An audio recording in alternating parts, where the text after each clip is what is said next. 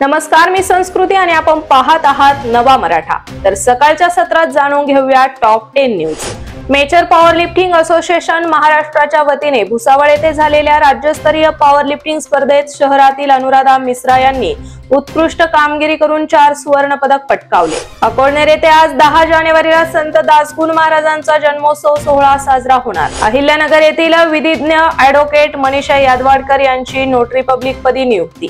स्पर्धांच्या माध्यमातून कामाचा ताण कमी होऊन नवी ऊर्जा मिळते, जिल्हाधिकारी सिद्धाराम सालेमठ यांचे प्रतिपादन। श्री विठ्ठल मंदिरच्या ट्रस्टच्या मालकीची तोफखाना येथे दत्तात्रय रामचंद्र वरुडे आणि बाळासाहेब रामचंद्र वरुडे यांच्याकडे 50 वर्षांपासून ताब्यात असलेली जागा विठ्ठल मंदिर ट्रस्टला केली सुपूर्द।